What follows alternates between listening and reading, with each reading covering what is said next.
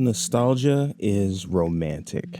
It's a beautiful sentiment that resonated with me the moment I heard it. It instantly took me to summers by the creek in Maryland when visiting family, the sound of my boots crunching against the snow in Chicago, the smell coming from my mom's kitchen when she was baking her signature sweet potato pie, late night FaceTimes with my now ex-girlfriend, both of us hanging on the line as long as we could until we fell asleep. These are all the things that remind me of times in my life, different versions of myself, different versions of the people I know and the places I've been.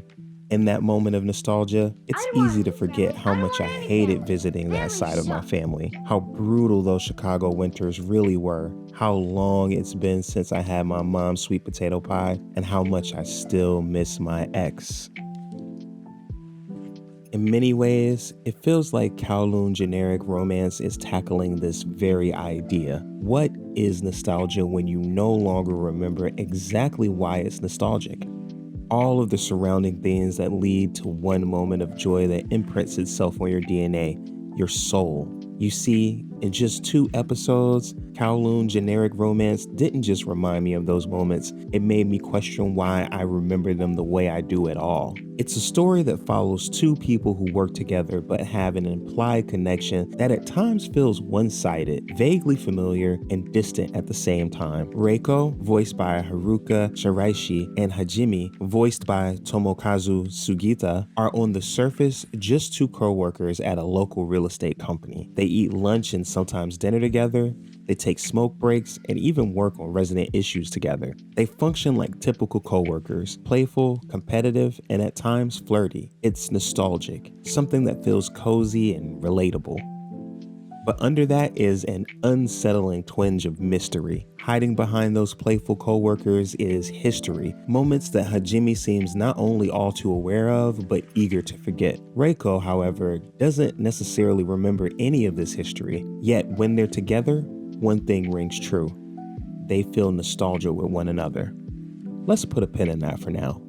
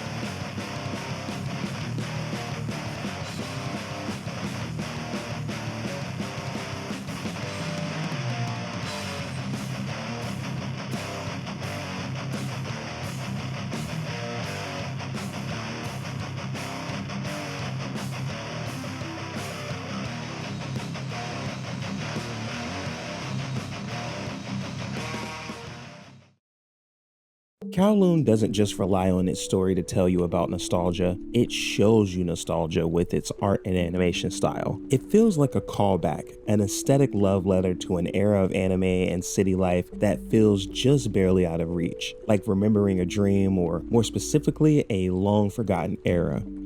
It looks like it was ripped right out of one of those ultra-violent, stylistic masterpieces from the early days of anime imports. It's something that predates the cookie-cutter style of animation we see today, rarely being served those visual spectacles of yesterday in favor of faster production schedules, more content, and ultimately, more merchandise.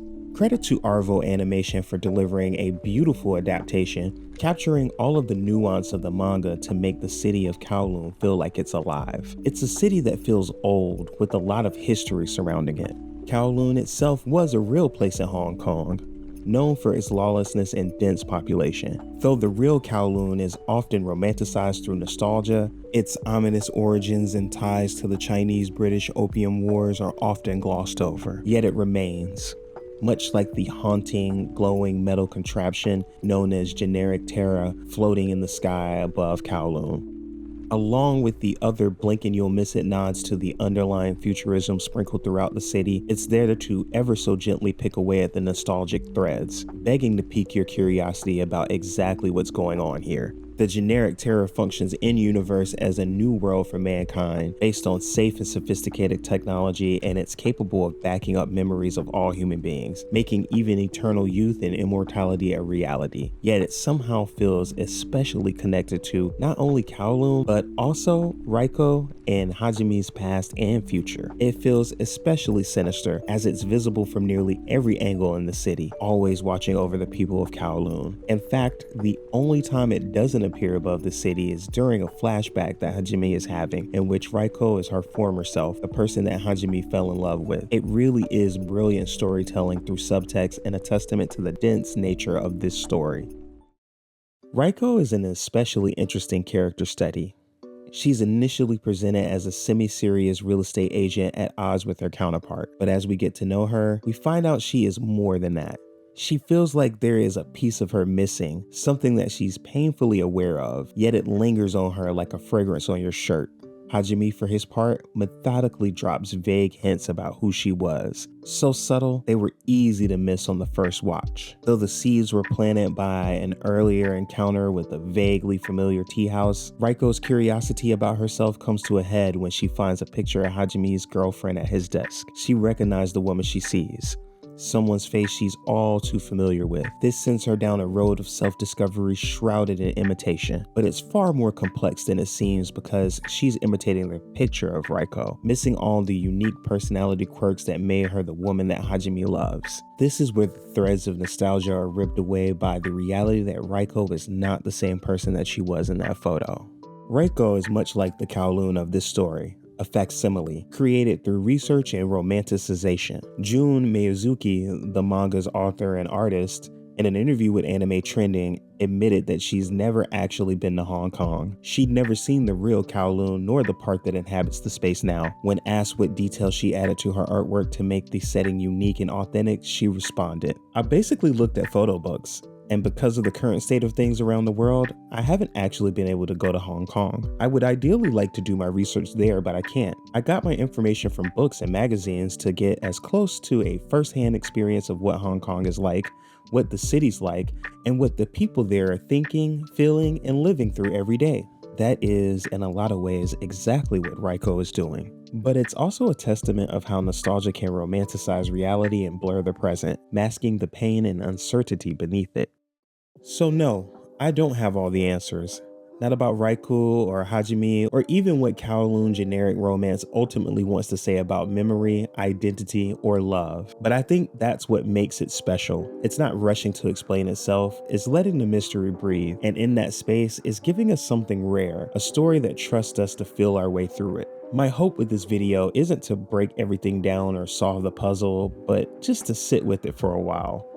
To share the things that stirred something in me, that made me reflect on my own past, and maybe, just maybe, got you thinking about yours too. Because even with just 2 episodes in, Kowloon Generic Romance is already doing something most shows don't even attempt. It's not just building a world, it's pulling you into a feeling, a sense of something lost, something almost remembered. And if it continues on this path, I think it could become something really, really special.